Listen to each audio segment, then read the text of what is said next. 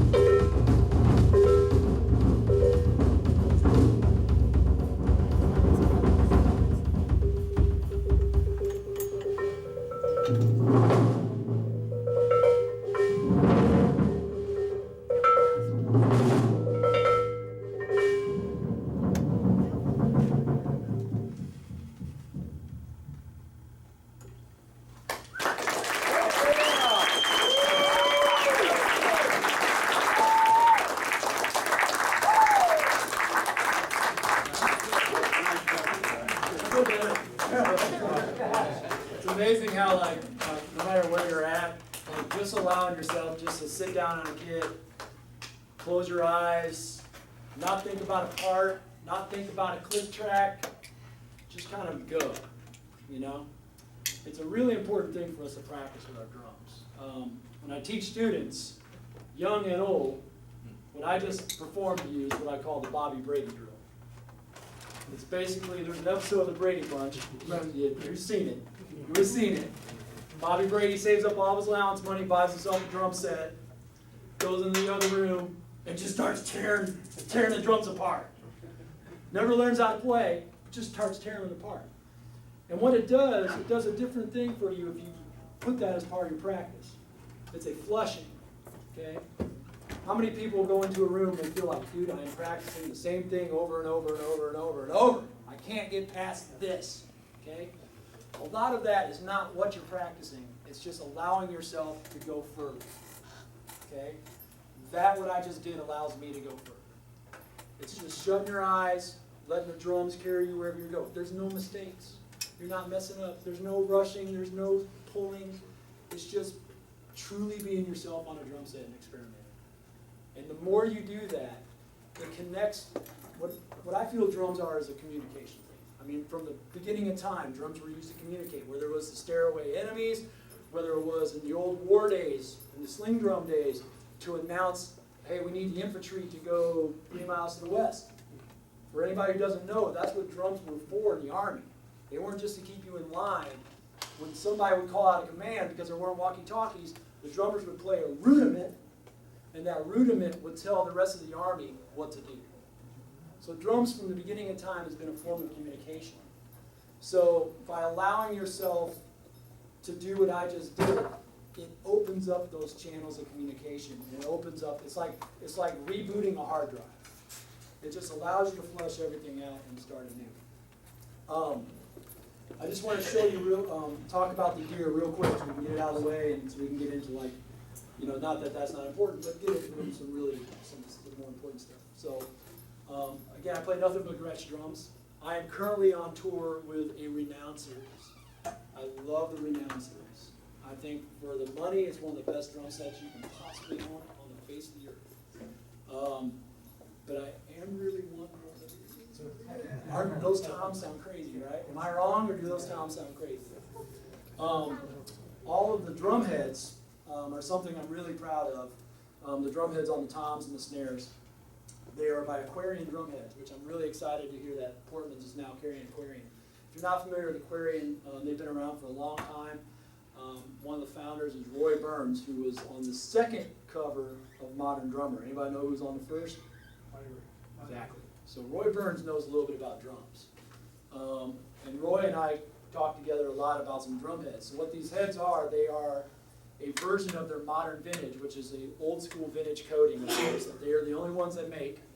And it's a 2-ply version. So you can get, these are 7 mil, 2 7 mils called the modern vintage tube, or you can get 2 10 mils like a deep vintage tube. And basically the whole idea of these heads, you can take any drum set on the planet, put these heads on them, and it will take your heads and it will make your drums sound like Deep Purple live in Japan. That's the goal. So yeah, Aquarian heads are fantastic. All my cymbals are the Meinl by Zance series. I'm a big fan of big drums and big cymbals. I like to have like the gain knob available. But the thing is, what's cool about these is they're, you know, they're really thin. So that is I got 15-inch hi-hats. That is a 21-inch medium crash. This is a 22-inch heavy ride and a 22-inch medium crash. You would think 22-inch crash, like I show up to these at every gig and sound man go, oh my God, dude, there's no way, there's no way. And I start playing them and they're just so musical and they're so dark that you can just really get away with a lot with them. All my percussion is Meinl. All of my hardware is Gibraltar. We kind of had to piece together some stuff for the clinics, but my main hardware that I use is Gibraltar. I'm using their new G Series double pedal, which is amazing. It's an amazing pedal. It's an amazing pedal. Fantastic pedal. It's very smooth. It's the smoothest chain drive pedal I've ever played. It's got a lot of great adjustments to the point where you can adjust the weight on the beater. There's 3 different sections of weight you can change the beater on. Very customizable to you. So get into a few other different things that I use. This guy right here is recently one of my newest acquisitions, and it is. How many guys use in-ears? Anybody in here use in-ears? Get you one of these. This is an Audio-Technica AT4040. So when I play with Christian Bush, there's one guy I need to pay attention to on stage, and that's Christian Bush. And when Christian plays, depending on the night, if he's really emotionally into a tune that he's playing, he plays a lot of acoustic guitar. The thing with acoustic guitars is, if you try to put acoustic guitars through a drum sub and a wedge, the drums in an acoustic guitar, the frequencies are almost identical. The tones are almost identical. It's wood, it's strumming on wood. So it's really hard to hear acoustic guitars. So what I do is I put like Christian's vocals, my kick, and his acoustic guitar and his electric guitar in one channel on my 4-channel mixer. And then the rest of the stage is picked up by this guy right here. It picks up all the wedges, it picks up the crowd, and it truly makes me feel like I don't even have ears. It's unbelievable. And I just run this into a separate channel so I can mix the rest of the crowd, the rest of the show, and Christian. So that's the Audio-Technica AT4040. This is one of the newest products I'm very happy to be part of. My friend Chris Ranzani makes these. And these are called the, and I love the name, these are called the Big Fat Snare Drum. Big Fat Snare Drum, okay? So, you're in the studio, and you're playing, you know, you got your snare, and you're like, yeah, man. Woo, that thing cracks, yeah. And the sound guy goes, well, you know, is there any way you got like a wood snare, something a little fatter, something not so cracked, you know, I really want something wet, kind of nice.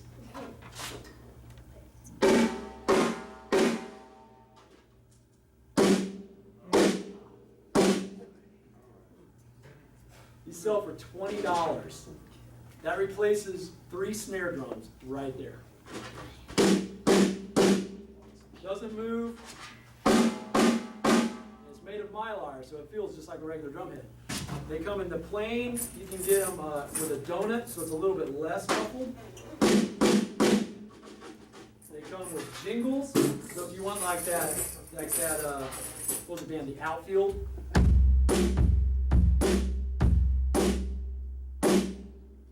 Right?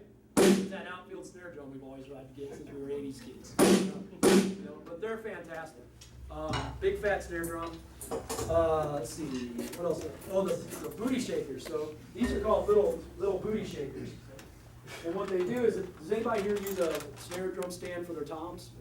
Okay. They choke your toms. So what the booty shakers do is you strap them right onto the sides of your snare stand, and one, it allows your drum just to sit in there, but it truly allows your drum to just completely resonate, just like it was on a rims mount.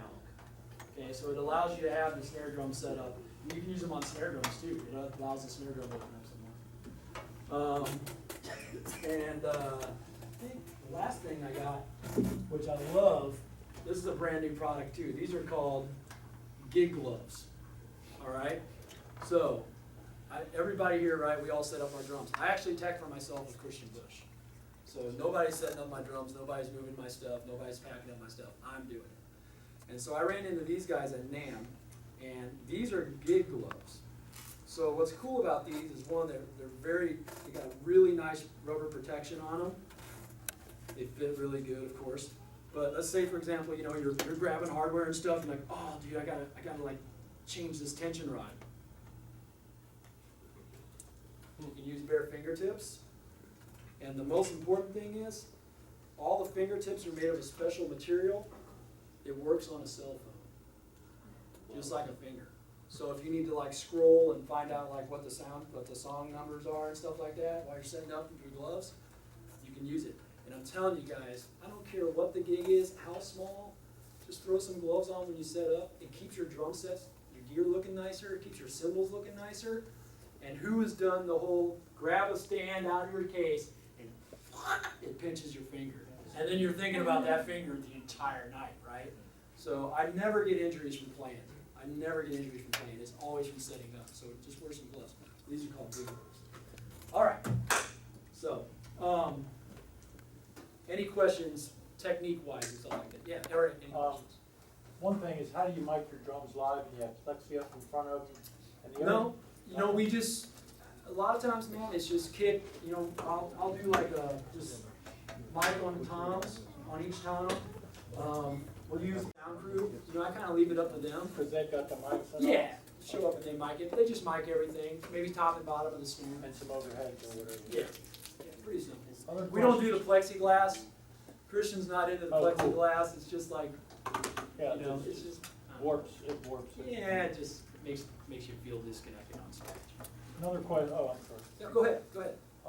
When you were doing the double stroke rolls with your bass, Mhm. bass thing with 2 feet, Mhm. your leg was coming down once, and with that technique, there were 2 hits going. Yeah, It can I was steal this weird. chair? It was Chair strange. easiness? All How right. do you do it? All right, so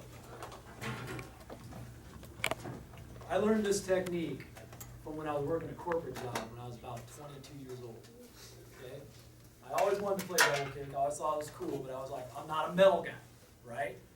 First of all, if you can speak with this foot, if you're right-handed and you can make your left foot speak, think what these guys can do. It's all communication, right? So if your brain can go, I want you to do a triplet, left foot. Yeah. If that can happen, your hands will respond to anything you want to do. Okay, it opens up. That is, a lot of times when guys come in to study with me and they're in a rut, the first thing I do is with their feet. I get their feet working. And I Does get their something, left foot using. does something brain. It does something to the brain. It opens everything else up. So I was sitting underneath my desk, and basically what I was doing was just tapping my foot. Tick, tick, tick, tick, tick. I had a plastic sheet, you know, under the desk so it wouldn't mess up the carpet. Tick, tick, tick, tick, tick. And all I do is, when I lift, it's just like walking. So I lift, and I take a step. I let my heel hit first, and relax my foot, and my toe follows like this. So that's the heel hitting. Yeah. It's just like a flop. But the Okay. heel is making the pedal go down, and the heel's already Yep. down. But here's the thing, it's not, a lot of people would say, well, you don't have a longboard pedal, right? Okay, I'm gonna give you guys, I'm not trying to like not sell something, okay? Longboard pedals are slower than any other pedal, okay? Don't let somebody sell you a longboard pedal telling you that you can play more double bass on it, okay? It's simple physics. If you got a pedal, this is the front of the pedal and this is the back of the pedal, okay? If the hinge is right here, the pedal's gonna do that, right? If the hinge is back here, the pedal's gonna do that, okay? So no longboard. But no, but the interesting thing is, it has nothing to do with the pedal. It's all about the technique. So anything that you strap onto your foot, if you can do it on the ground, if you can do it on a hard surface, you know, anything you strap onto your foot, you'll get that sound. So that heel is coming up a bit, just. Yeah. Well, here's what's great. If you watch my knees, it's just like doing a roll. My knees, it's nice and tight. It's great for timing because I can use my knees to time. So if I'm doing a single stroke, I'm just on the balls of my feet, heel up, okay? And I want to double that. My legs don't move anymore. All I'm doing is relaxing my heels. And you're using that for the hi-hat too, when Yep. you're doing the. Anything you do this technique on will give you that sound. And then it's just a matter of going, you know, you're watching Game of Thrones, and it's like.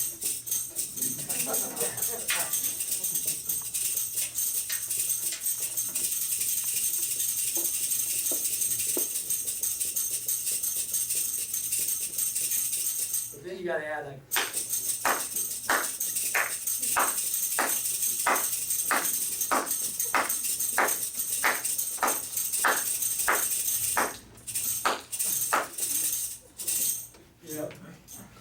Make sense?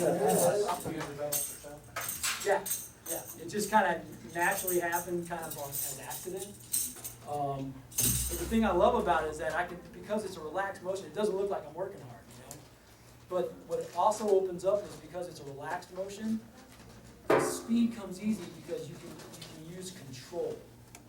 And if you want to learn double kick and you want to get to where you can play fast, putting ankle weights on your legs, putting weights on your legs and stuff like that is not going to make you a better drummer.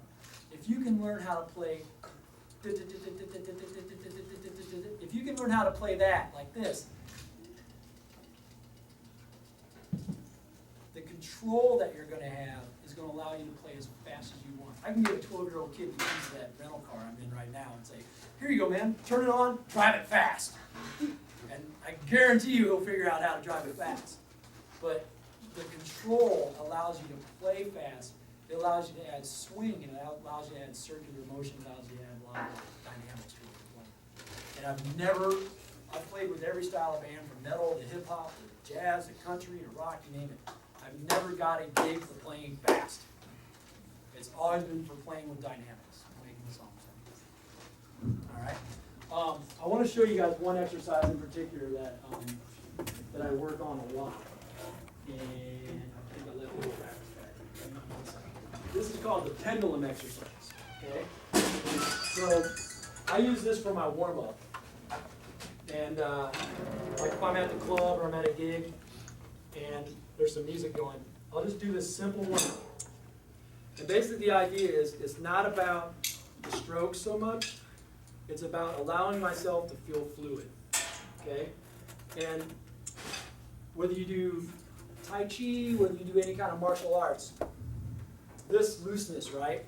That looseness of your arms and stuff, it's very important to be able to be fluid, right? As Bruce Lee would say, to be like water, right? Just flow, okay? So what the pendulum exercise does is it starts off with a simple triple. And all I do is I focus on the motion of my hands. And what I want my hands to do is this. I want my hands to basically do that. So I start with the triplet.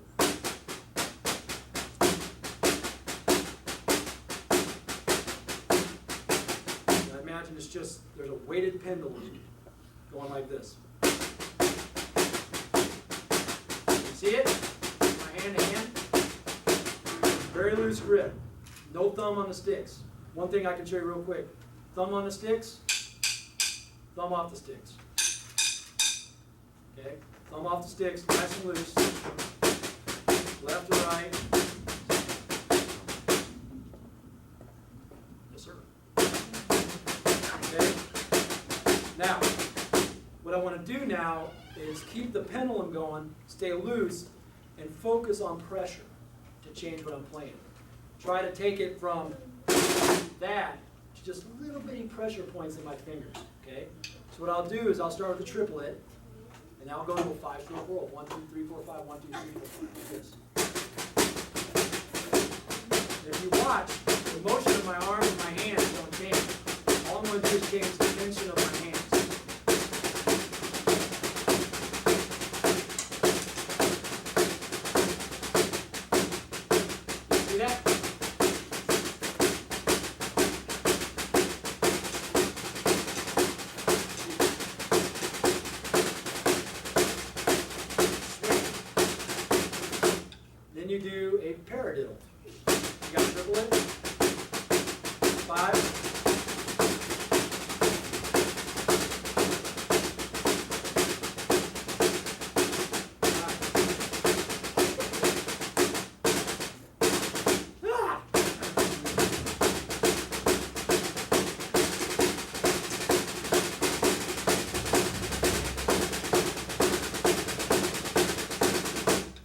do is I basically do the 5, but I squeeze just a little bit more on my fingers to get a double. So it goes like this, dribble it. 5. There it goes.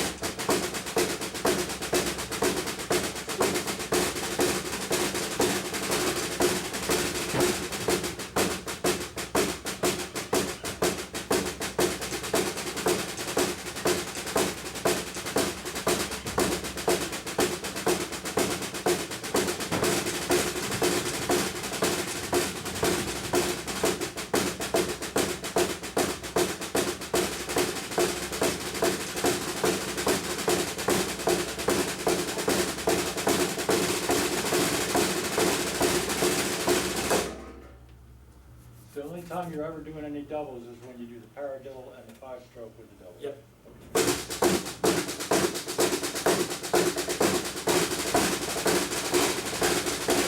And really all I'm doing is just little bitty squeezes.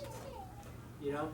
If you take your sticks and you're holding them loose, you get a nice bounce. Once you squeeze, you get that. You know? So it's taking it from the arms making the motion to the little bitty twitch muscles down here. And once we learn to control those, playing drums becomes effortless because there's no effort in it. It's just going from that to that instead of going from to. Okay? So that's a really nice exercise.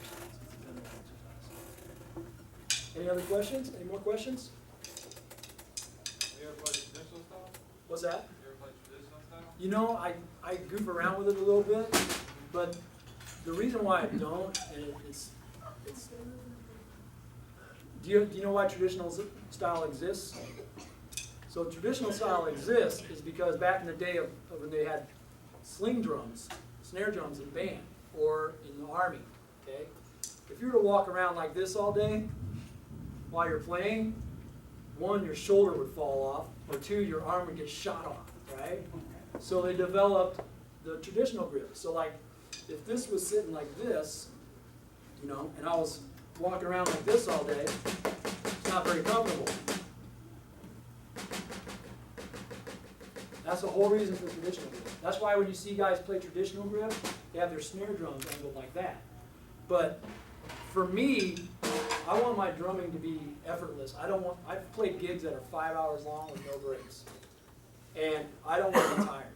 I want to be able to just go into a zone and not be thinking about, oh my God, my wrists hurt, okay, or my hands hurt, or my arms hurt, okay? So if you were to hold a weight, if you were to have somebody press on you and your hands like this, and they press on you, you're not very strong. If you hold like this, you're really strong. And with new technology with gear, now that drums can be played flat, it's just natural for me to play match grip. So I've just always played match grip. I've always played better on it. Yeah. It's whatever feels good to you. It's whatever feels good to you. That feels good. Big bass drum. Any other questions at all? How long have you been playing? I started playing when I was 6, 7 years old. My mom and dad took me to a spaghetti supper band booster in Fairbury, Illinois, and I saw a guy named John Singer walk out and play drum set. And the place it was kind of like everybody was playing like the pops, you know. So there was a lot of like orchestrated band stuff. And when this dude came out and sat down on his red Sparkle Rogers kit, it became a party for 10 minutes. And I'll never forget that, you know. So after that I was hooked. I just, of course, started beating on all the furniture and stuff in the house, and mom and dad were like, gotta find him something to beat on besides his brother. And so I ended up playing drums. I've been thankful for it ever since. Yeah. These big band snare covers. Do you lose any play on? What's that? Think you lose any play with those? No. No? Not really. Well, and I mean, the thing is, if you're gonna be doing like really fast, intricate stuff, you don't want your snare drum to go, you know. You want it, but really, you can't really tell the difference, man. It's a really nice feel. Just a little story. I can tell you a story, then I'll play a little bit more, and we'll call it a night. But unless anybody has any questions. I do. Yeah. What is your favorite studio and why? My favorite studio and Yeah. why. I would have to say my favorite studio is a studio in Atlanta called Open Sky Studio. The reason why I like it, one, it's got a gigantic ceiling. It's like a 30-foot ceiling. But it's inside of a rehearsal space called Avatar Studios in Atlanta. And what I love about it is when you go in there, you know, it's like as soon as you walk in the door of the rehearsal building, you're walking down the hall, it's like, dude, and then you walk in the studio, you're like, I'm amped to record now, man. You know what I mean? But my friend Mike Froge owns it, and Mike Froge is an amazing drummer, played with Double Drive, and he did a short stint with Black Label Society, so you can definitely throw it down. So it's built for a drummer. It's built for great, it's just a great sounding record. And actually, the song I'm going to play last year was recorded there by James Hall, so yeah, it's my favorite studio. Yeah. Isn't there too much like natural reverb with the ceiling so high if you got a drum set up? I love natural reverb. I want everything natural. I want it just to be, I want to be able, the thing I love about that room is like they have a little balcony up on the right hand side, and we've done it before where it's just like, man, the drum sound's just not right. And we'll stick a mic up on the balcony, like way up there, like just turn it up into the mix, and we're like, there it is. So That's what we were looking for. Does is everybody that play corner. direct? What's that? Does everybody play direct? No, it's loud. Okay. Walls of amps. Protect yourself. What's that? I think have a drum set, don't worry about hurting a finger or anything. You know, it's not up to me. It's really up to the budget and the label and all that type of stuff. But and man, you know what? One thing I would tell every drummer out here is, one, if you're gonna tour and stuff, learn to play a 4-piece drum set. Yeah. Learn to play 4-piece drum set, 2 crash cymbals, ride, and hi-hats. Keep it simple. You know, the other thing I would tell you to do is start getting used to not playing your drum set. If your band, how many guys play in bands here? How many guys have done the 3 or 4 band shows? Where you show up to the club and there's 4 bands. Volunteer to play somebody else's kit.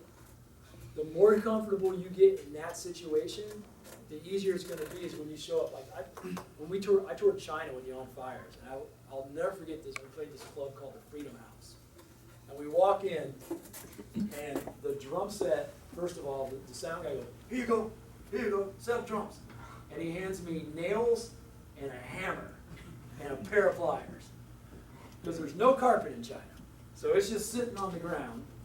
It is a pearl forum / export kit, red and black, and I had to get it set up and then nail the drums, like put nails around like where the legs and stuff were at so it wouldn't scoot on me. And the rack tom was so old and corroded that instead of having lugs, they took the hoops and they turned them a little bit, and they took coat hangers and ran it from one eyelet to the other, bent it around the front and twist tied it. So when you tune the drums, you took a pair of pliers and you tuned the drums. And the snare drum, I can tell you this, the snare drum had a wad of packing tape at the bottom of the knuckle of the snare drum stand. And when you would play it all night, it went like this. Song number 1, 1, 2, 3, 4, gotch, gotch, gotch. Gotch.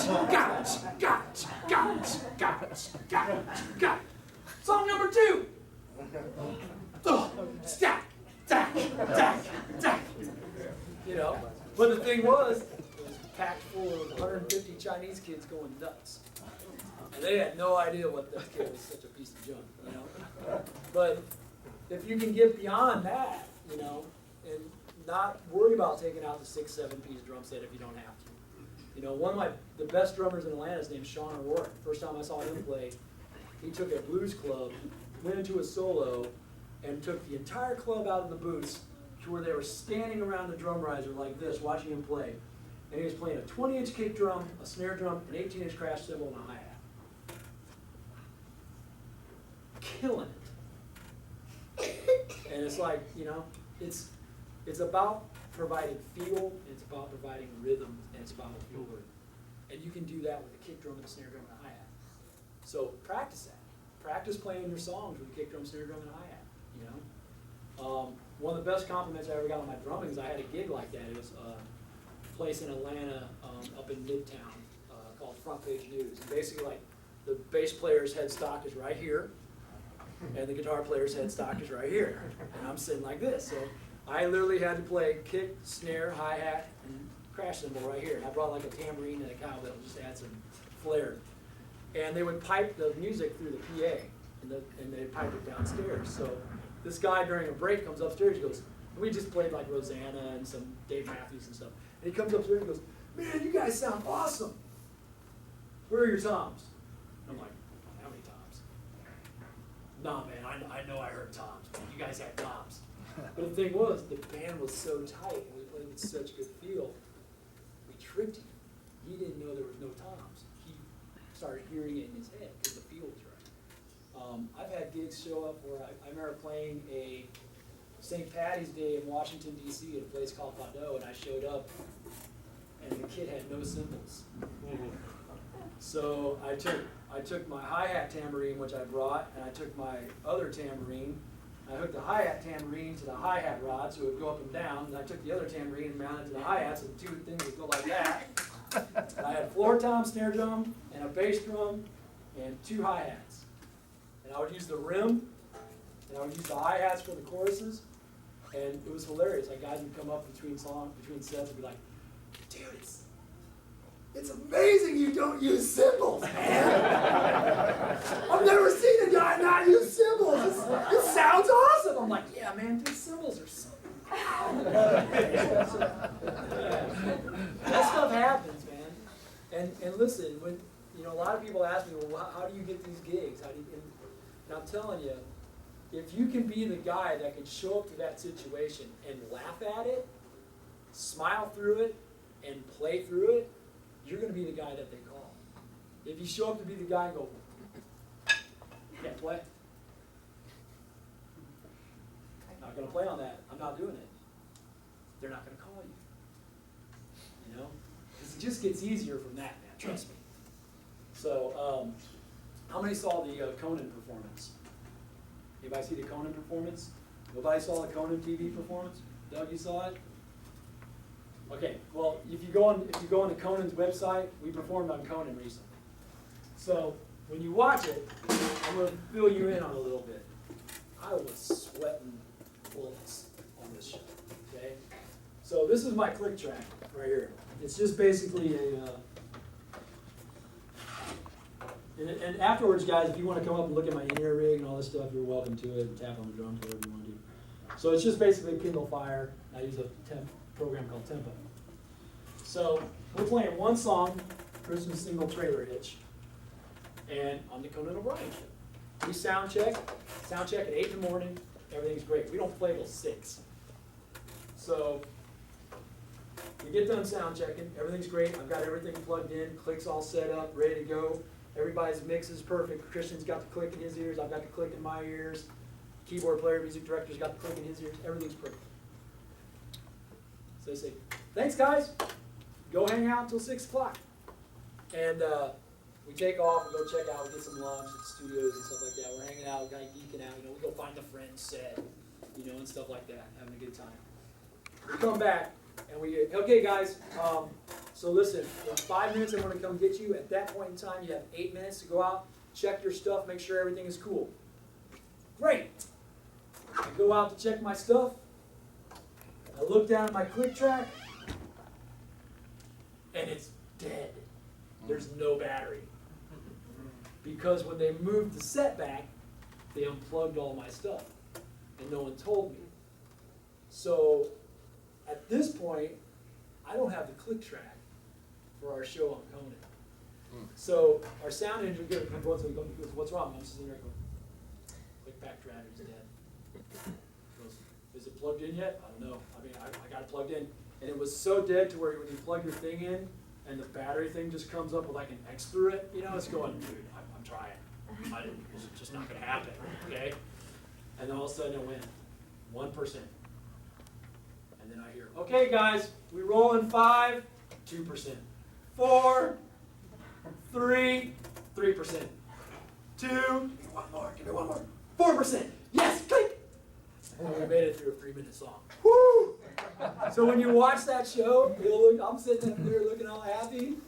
Yeah, there's like changing underwear going on. So, any other questions at all? No No more questions? Yeah.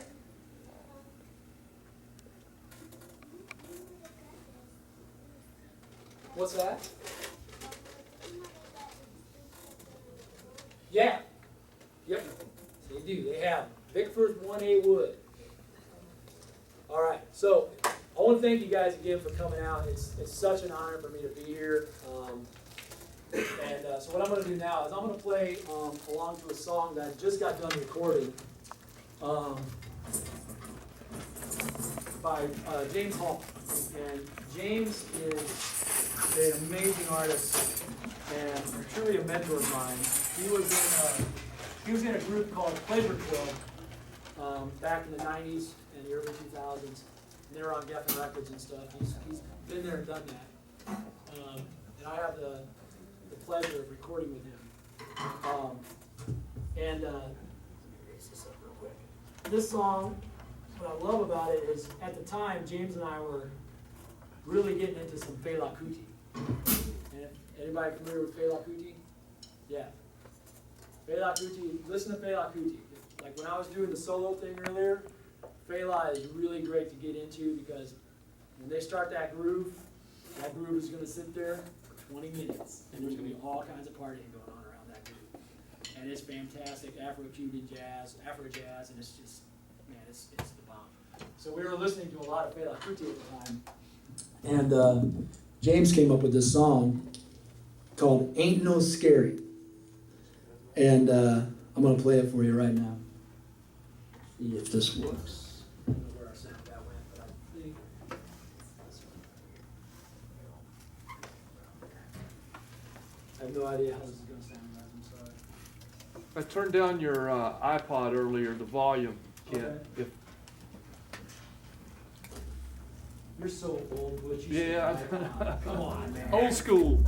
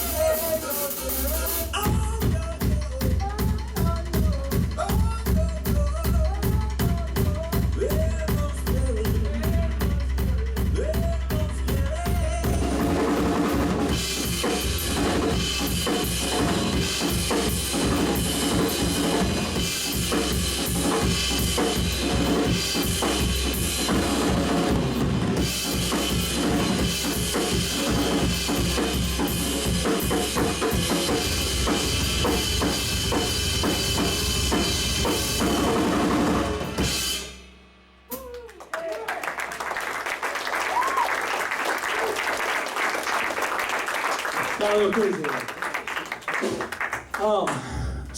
So that's it. Any other questions at all? Anybody can think of? Ask me anything. You're gonna ask me anything. Anything? Yes? Okay, so when I play on my drums, the tom-tom, I don't know if it's just because they're not tuned right, but they kind of sound a little weak, if that makes sense. Like kind of deflated. I don't know if that makes sense. When was the last time you changed the heads? I have the same tom-toms for the past 2 years. Gotta change the heads. Oh, Yeah, get you just new tops and bottom heads. Korean modern vintage 2 on the top, American modern vintage on the bottom. Yeah, but just get you a good 2-ply head on the top, single ply on the bottom. So you gotta change the heads, man. It's like after a while. And the thing is, you don't have to break a head for it to be bad. You know, when something's, if you tension a spring long enough, the spring loses its tension. So that's basically what a drum head is. is it hard to change a head, or do I just? I just gotta unscrew the screws and then place it down. Oh, okay. See Butch. YouTube it. Yeah, see Butch. YouTube it. There's all kinds of great ways to tune and all kinds of stuff on YouTube. You said you had on your hi-hat, you had at one time you were doing a tilt cell Yeah. with it to get it more to like a 5-2 sound. Yeah, it's the exact same technique I'm using with the double bass. So if I'm doing it on the double bass pedal,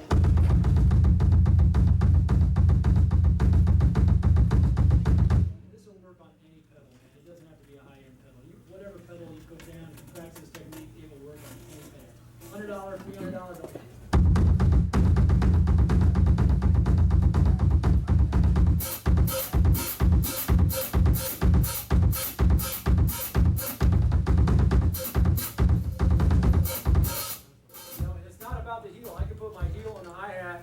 My toe on the other pedal.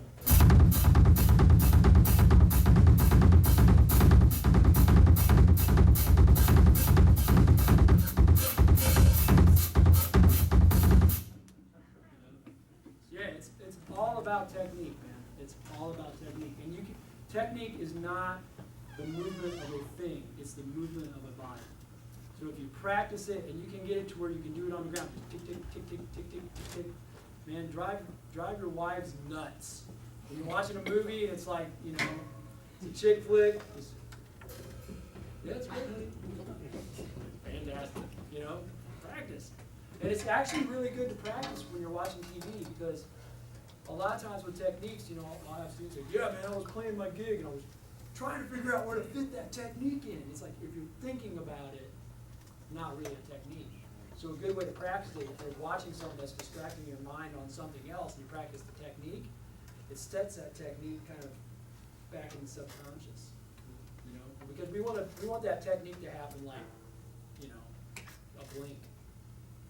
So the more you practice it when you're focusing on yourself, man, typing. If you're sitting there and you're working on emails all day, practice with your feet underneath your typing. This typing is no different than this.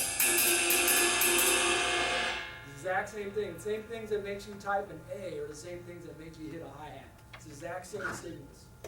So the more you practice technique underneath stuff like that, it develops. Any other questions? Yeah, I got one.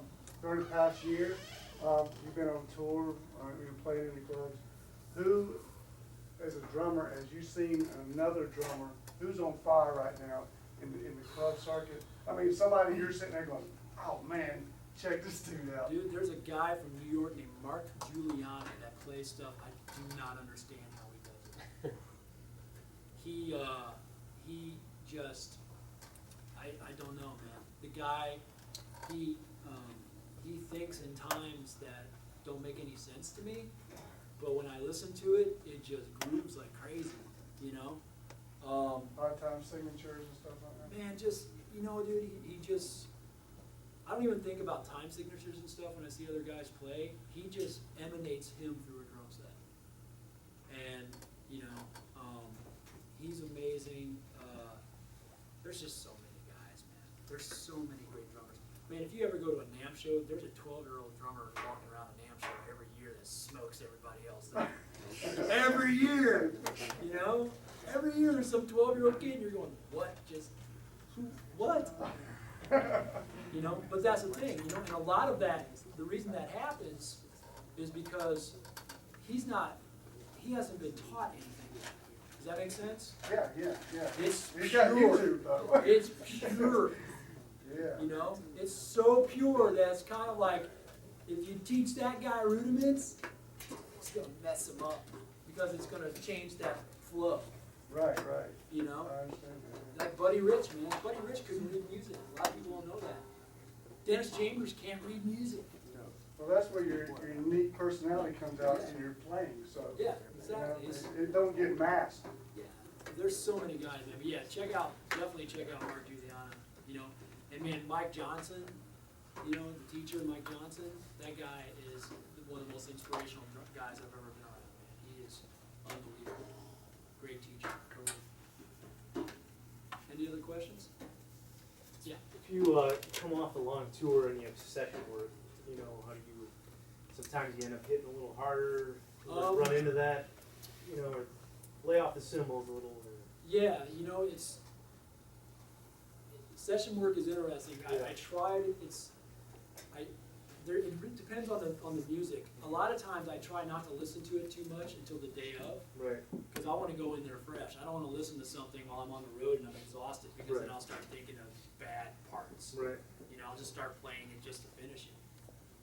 Or like more like the touch, you know, like Yeah. laying into it too hard or. Well, it's allowing yourself to just kind of fall into this routine and this zone. Mm-hmm. It's really kind of a mental state, man. It's you know, it's allowing yourself to